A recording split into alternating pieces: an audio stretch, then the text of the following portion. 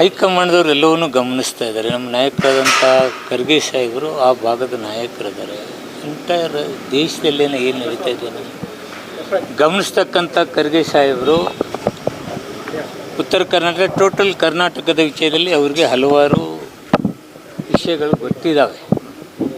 ಅದರಿಂದ ಅಲ್ಲಿ ಎಲ್ಲಿ ಅನ್ಯಾಯ ಆಗಲಾರ್ದಂಗೆ ಜಾತಿ ಏರಿಯಾ ಅವನ್ನೆಲ್ಲವನ್ನು ಗಮನಿಸ್ಕೊಂಡು ಮಾಡ್ತಾರೆ, ಮಂತ್ರಿಮಂಡಲ ಮಾಡ್ತಾರೆ. ಸರ್, ಉಪಚುನಾವಣೆಯನ್ನು ನೀವು ಗೆಲ್ಲಿಸ್ಕೊಂಡ್ಬಂದ್ರಿ ಅಲ್ಲಿ ಈ ಬಾರಿ.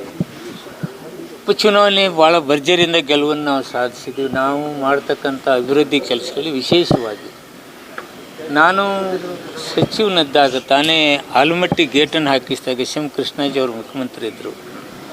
ಆವಾಗ ಇಡೀ ಕ್ಯಾಬಿನೆಟ್ ಅಲ್ಲಿ ತೆಗೆದುಕೊಂಡು ಹೋಗಿ ಇಷ್ಟು ಅನೌನ್ಸ್ ನಾವು ಕೊಡ್ತಿದ್ದೀವಿ, ಯಾವುದೇ ತೊಂದರೆ ಆಗೋದಿಲ್ಲ ಅನ್ನೋ ರೀತಿಯಲ್ಲಿ ಹೇಳಿ ಅವತ್ತು ನಾನು ಗೇಟ್ ಹಾಕಿದ್ದೆ. ತದನಂತರ ರೈತರು ಭಾಳ ತೊಂದರೆ ಅನುಭವಿಸೋದನ್ನ ನಾನು 40 ಲಕ್ಷ 30 ಲಕ್ಷ ಅಂದರೆ ನೀರಾವರಿಗೆ 40 ಲಕ್ಷ 30 ಲಕ್ಷ ಕೊಡಿಸಿದ್ದೆ. ಹಾಗೂ ಮೆಡಿಕಲ್ ಕಾಲೇಜ್ಗಳು ಕ್ಷೇತ್ರಗಳಲ್ಲಿ ಆ ಭಾಗದ ರೈತಾಪಿ ವರ್ಗದವ್ರಿಗೆ ಏನು ಬೇಕು ಬಹಳ ಲಿಫ್ಟ್ ಇರಿಗೇಷನ್ಗಳು ಮಾಡ್ತಕ್ಕಂಥ ಕೆಲಸ ನಾವು ಮಾಡಿದ್ದೇವೆ. ಇವನ್ನೆಲ್ಲದನ್ನು ಗಮನಿಸ್ತಾರೆ ಹಾಗೆ ಅಂತಕ್ಕಂಥ ಭಾವನೆ ನನಗೆ. ಅದನ್ನು ನಾನು ವೆರಿ ಕಾನ್ಫಿಡೆಂಟ್ ಮ್ಯಾನ್, ನಾನು ಮಂತ್ರಿಮಂಡಲದಲ್ಲಿ ಸೇರ್ತೇನೆ ಅಂತಕ್ಕಂಥ ಕಾನ್ಫಿಡೆನ್ಸ್ ಇದೆ. ಸಮುದಾಯಕ್ಕೆ ಸರ್ ಹಿಂದೆ ಇದ್ದಂಥ ಪ್ರಾತಿನಿಧ್ಯವನ್ನು ಈಗ ಹೆಚ್ಚು ಕೊಡಬೇಕು ಅಂತ ಹೇಳ್ತಾರೆ. ಯಾಕೆಂದರೆ ಸಿದ್ದರಾಮಯ್ಯನವರಂಥ ನಾಯಕರಿಲ್ಲ ಈಗ. ಸಿದ್ದರಾಮಯ್ಯ ನಾಯಕರಂದರೆ ಇವರು ಡಿ ಕೆ ಶಿವಕುಮಾರ್ ಸಾಹೇಬರು ನಾಯಕರೇ. ಅವರು ಸಿದ್ದರಾಮಯ್ಯ ಸಾಹೇಬರು ಅವರು ಜೊತೆಗೂಡಿಸ್ಕೊಂಡೇ ಇವತ್ತು ಹಲವಾರು ವಿಚಾರಗಳಿಗೆ ಚರ್ಚೆ ಮಾಡಿ ಮುಂದುವರಿತಕ್ಕಂಥ ಕೆಲಸ ಇವತ್ತು ನಡೀತಾ ಇದೆ. ಅದರಿಂದ ಅಂಥ ತೊಂದರೆ ಅವು ರಾಜ್ಯದಲ್ಲಿ ಆಗಲಿಕ್ಕಿಲ್ಲ. ಸಿದ್ದರಾಮಯ್ಯವರು ಡಿ ಕೆ ಶಿವಕುಮಾರ್ ಸಾಹೇಬರು ಜೊತೆಗೂಡಿಸ್ಕೊಂಡು ಕೂಡಿ ಇವತ್ತು ನಡೀತಕ್ಕಂಥ ಹೆಜ್ಜೆಗೆ ಖರ್ಗೆ ಸಾಹೇಬರು ಸಾಥ್ ಕೊಡೋದ್ರಿಂದ ಕರ್ನಾಟಕ ರಾಜ್ಯದಲ್ಲಿ ಅಂತಹ ತೊಂದರೆ ಆಗೋದಿಲ್ಲ. ಸಹಜವಾಗಿ ಎಲ್ಲರೂ ಮಂತ್ರಿ ಆಗಬೇಕು ಅಂತಕ್ಕಂಥ ಭಾವನೆ ಇರುತ್ತೆ. ನಾನು 4 ಸಲ ಗೆದ್ದವರು, 5 ಸಲ ಗೆದ್ದವರು. ಕಾಂಗ್ರೆಸ್ ಒಂದು ದೊಡ್ಡ ಪಾರ್ಟಿ, ಬಹಳ ದಿವಸಗಳಿಂದ ಇಲ್ಲಿ MLA ದಿಢೀರ್ನೆ ಹುಟ್ಟಿ ಇವತ್ತೇ MLA ಆಗಿದ್ದಾರೆ ಅಂದರೆ ಯಾರ್ಯಾರು ಎಲ್ಲರಿಗೂ ಕೊಡ್ಬೋದು. 8 ಸಲ 5 ಸಲ 3 ಸಲ ಗೆದ್ದವರು ಅವಕಾಶ ಸಿಕ್ಕಿಲ್ಲ. ಅವರೆಲ್ಲರೂ ಕೇಳೋದು ತಪ್ಪೇನಲ್ಲ. ಅದನ್ನು ಸಮಜಾಯಿಸಿ ಸಮಾಧಾನ ಮಾಡಬೇಕಾಗತ್ತೆ. ಆ ಪ್ರಾಂತ್ಯವಾರ ಜಾತಿವಾರ ಎಲ್ಲವನ್ನು ಸರಿ ಮಾಡ್ತಕ್ಕಂಥ ಒಂದು ವಿಚಾರದಲ್ಲಿ ನಮ್ಮ ನಾಯಕರಿದ್ದಾರೆ. ಈ ಬಾರಿ ಸೀನಿಯರ್ಸ್ಗಳಿಗೆ ಹೆಚ್ಚು ಅವಕಾಶಗಳು ಸಿಗಲ್ಲ 2ನೇ ಟರ್ಮಲ್ಲಿ ಏನೋ ಚರ್ಚೆಗಳಿದ್ದಾವೆ ಸರ್. ಅವೆಲ್ಲ ಹೈಕಮಾಂಡ್ ವಿಚಾರ ಮಾಡ್ತಾರೆ, ಏನು ತಪ್ಪೇನಲ್ಲ. ಯುವಕರು ಕೊಡಬೇಕಂತೇಳಿ ವಿಚಾರ ಇರುತ್ತೆ, ಏನು ತಪ್ಪಿದೆ. ಸರಿ, ಗೃಹಲಕ್ಷ್ಮಿ CAG ರಿಪೋರ್ಟ್ ಬಂದಿದೆ. ಅದರಲ್ಲಿ ಕೆಲವೊಂದಿಷ್ಟು ಅವ್ಯವಹಾರ ಆಗಿದೆ. ಅಂದರೆ ಖಾತೆಗಳೇ ಇಲ್ಲದೇ ಇರೋ ಇವರಿಗೆಲ್ಲ ಹೋಗಿದೆ. ಅವನ್ನೆಲ್ಲ ಸರಿ ಮಾಡ್ತಕ್ಕಂಥ ಕೆಲಸ ಮಾಡ್ತಾ ಇದ್ದಾರೆ. ಇವಾಗ ಪರಿಷ್ಕರಣೆ ವರ್ಕ್ ಸ್ಟಾರ್ಟ್ ಆಗಿದೆ. ಅದು ಆಗಬಾರ್ದು.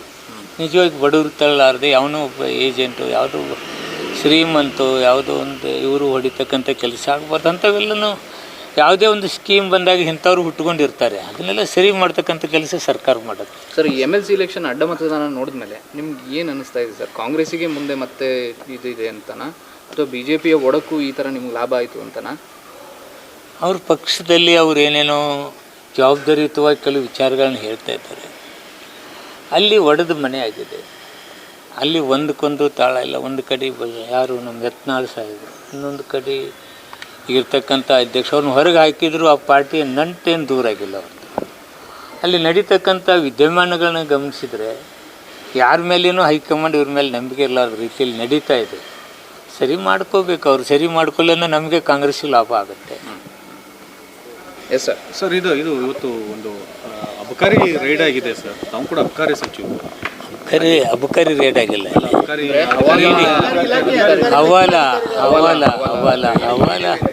ಹವಾಲ ಇಡಿ ಇವೆಲ್ಲ ನನಗೆ ಗೊತ್ತಿಲ್ಲಪ್ಪ. ಅಷ್ಟು ಆ ಹವಾಲ ಮಾಡುವಂಥ ಶಕ್ತಿ ನನ್ನ ಕೈಲಿಲ್ಲ, ನನಗೆ ಗೊತ್ತಿಲ್ಲ. ಅದೇನಿದ್ರೆ ಅವ್ರು ಕೇಳಿ. ಬಟ್ ಕೆಲಸ ಮಾಡಿದ್ರು ಸರ್.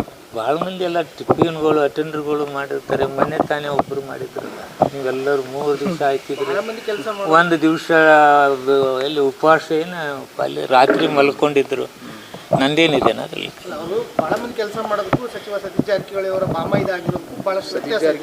ನಿಮ್ಮ ಮಹತ್ವ ನನಗೆ ಅರ್ಥ ಆಗಿಲ್ಲ. ಯಾರು ನೌಕರಿಸ್ತಾನೆ ಅದಕ್ಕೂ ಸಂಬಂಧ ಬರಲ್ಲ. ನಾನು ಮಂತ್ರಿ ಇದ್ದೀನಿ, ನಾನು ಯಾವುದೋ ಸಂಬಂಧಕ್ಕೆ ಮಾಡಿದರೆ ಅದು ಸತೀಶ್ ಜಾರಕಿಹೊಳಿಗೆ ಬರುತ್ತೇನೆ. ಅವರು ಡಿಫ್ರೆಂಟ್ ಮೇಲೆ ಇವರು ಡಿಫ್ರೆಂಟ್. ನೋಡಿ, ಉಪ್ಪು ತಿಂದ ಅವನು ನೀರು ಕುಡಿತಾನೆ. ಅದರಲ್ಲಿ ಏನು ದೊಡ್ಡ ಕೆಲಸ ಇದೆ. ತಪ್ಪು ಮಾಡಿದರೆ ಸಿಕ್ಕಾಕೋತಾರೆ. ಯಾರ್ಯಾರು ತಪ್ಪು ಮಾಡಿದ್ರು, ಯಾರೋ ಒಬ್ಬ ಎಂಪ್ಲಾಯಿ ಎಲ್ಲೋ ಒಂದು ಕಡೆ ತಪ್ಪು ಮಾಡಿ ಅವನು ಯಾವನು ಇದು ಮಾಡಿದ್ರೆ ಮಂತ್ರಿ ನೀವೇನ್ರಿ ಅವ್ರು ನೋಡಿ ಹವಾಲತ್ ಅದೇನೇನೋ ಯಾವ ದೇಶಗಳಿಗೆ ದುಡ್ಡು ಕಳಿಸು ಹವಾಲತ್ ಏನೋ ಹೇಳ್ತಾಯಿದ್ರು ಟಿ ವಿ ನೀವೇ ಅದು ಮುಂಜಾನೆ ನೋಡಿದೆ ನಾನು, ಯಾವುದೇ ದೇಶಕ್ಕೆ ಹವಾಲ ಹೋಗ್ತಿದೆ ಅಂತ. ಹಾಂ, ಇಲ್ಲಕ್ಕಿಲ್ಲ ಎಷ್ಟು ಆದಾಯ ಇದೆ ಹೇಳಪ್ಪ, ನನಗೇನು ಗೊತ್ತು, ನೀನು ನಾಳೆ ಏನೋ ಆದ್ಯಪ್ಪ. ಸಚಿವರಿಗೆ ಗೊತ್ತಿರುತ್ತಲ್ಲ ಸರ್, ಎಲ್ಲ ನೌಕರಸ್ಥರದ್ದು ಯಾವುದೇ ಮಂತ್ರಿಗಳು ನೋಡೋಕ್ಕಾಗಲ್ಲ. ನಡವಳಿಕೆ ನಮ್ಮ ಜೊತೆ ಅಲ್ಲಿ ಏನು ನಡೀತಾ ಇದೆ ಡಿಪಾರ್ಟ್ಮೆಂಟದ್ದು ನೋಡ್ಬೋದು. ಇಂಥ ದೊಡ್ಡ ಹವಾಲುಗಳ ಬಗ್ಗೆ ಯಾರು ನೋಡ್ತಾರೆ? ಈ ಅಧಿಕಾರಿ ಮೇಲೆ ಏನಾದರೂ ಕಂಪ್ಲೇಂಟ್ಸ್ ಆ ಥರದ್ದು ಸರ್? ನನ್ನ ಅವಧಿಯಲ್ಲಿ ಅಂಥದ್ದೇನು ಬಂದಿಲ್ಲ. ಅವ್ರ ಹಿಂದ್ಗಡೆ ಏನೋ ಯಾವಾಗ ಒಮ್ಮೆ ಏನೋ ಒಂದು 2 ಕೇಸ್ನಲ್ಲಿ ಇದಕ್ಕೆ ಹೋಗಿದ್ರು ಅಂತೇಳಿ ಕೇಳಿದ್ದೀನಿ. ಬಟ್ ಡಿಪಾರ್ಟ್ಮೆಂಟಲ್ಲಿ ಎನ್ಕ್ವೈರಿ ಆಗಲಿ ಅವ್ರಿಗೇನೋ ಶಿಕ್ಷೆ ಆಗೋದಾಗಲಿ ನಾನು ಬಂದ ನಂತರ ಯಾವುದಿಲ್ಲ. ಮೊದಲು ಏನಾಗಿದೆ ನನಗೆ ಗೊತ್ತಿಲ್ಲ. Yes sir, thank you friends. ಸಮಾಜಕ್ಕೆ ಅನ್ಯಾಯ ಆಗಿದೆ, ಒಂಚೂರು ಮಂತ್ರಿ ಕೊಡ್ಬೇಕು ಸರ್. ಆಕ್ಚುಲಿ ಮಾದಿಗ ಸಮುದಾಯಕ್ಕೆ ದಯಮಾಡಿ ಅನ್ಯಾಯ ಆಗಿದೆ, ದಯಮಾಡಿ ಕ್ಯಾಬಿನೆಟ್ನಲ್ಲಿ ಇಬ್ಬರು ದಯಮಾಡಿ ತಗೊಳ್ಬೇಕು. ತಿಮ್ಮಾಪುರ ಅಂತ ಸಾಹೇಬ್ರು ಸೀನಿಯರ್ ಲೀಡರ್ನು ಸಹ ಕ್ಯಾಬಿನೆಟ್ಗೆ ಸನ್ಮಾನ್ಯ ಹೈಕಮಾಂಡು ರಾಹುಲ್ ಗಾಂಧಿ ಅವರು, ಖರ್ಗೆ ಸಾಹೇಬರು, ಮುಖ್ಯಮಂತ್ರಿಗಳಾದಂಥ DK ಶಿವಕುಮಾರ್ ಸಾಹೇಬರು, ಸಿದ್ದರಾಮಯ್ಯ ಸಾಹೇಬರು ಎಲ್ಲರಿಗೂ ಮಾದಿಗ ಸಮುದಾಯಕ್ಕೆ ಸ್ವಲ್ಪ ಅನ್ಯಾಯ ಆಗಿದೆ ಸರ್. ಕ್ಯಾಬಿನೆಟ್ಟಲ್ಲಿ ಒಂದು ಉಪಮುಖ್ಯಮಂತ್ರಿನೇ ಕೇಳಿದ್ದು. ಸೀನಿಯರ್ ಲೀಡರ್ ಉತ್ತರ ಭಾರತದಲ್ಲಿ ತಿಮ್ಮಾಪುರ ಸಾಹೇಬರು ಭಾಳ ಸೀನಿಯರ್ ಇದ್ದಾರೆ.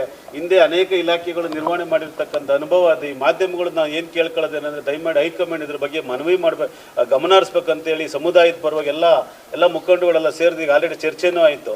ದಯಮಾಡಿ ತಿಮ್ಮಾಪುರ ಸಾಹೇಬರಿಗೆ ಕ್ಯಾಬಿನೆಟ್ಟಲ್ಲಿ ಸೇರಿಸಬೇಕು, ಉಪಮುಖ್ಯಮಂತ್ರಿನೂ ಸಹ ಈ ಸಮಾಜಕ್ಕೆ ಕೊಡಬೇಕಂತೇಳಿ ನಾವು ಈ ಸಮಾಜ ಮೂಲಕ ತಮ್ಮಲ್ಲಿ ಮನವಿ ಮಾಡ್ತಾ ಇದ್ದೀವಿ ಸರ್. ಇಲಾಖೆಯಲ್ಲಿ 60 ವರ್ಷದಿಂದ ಯಾವತ್ತೂ ಬದಲಾವಣೆ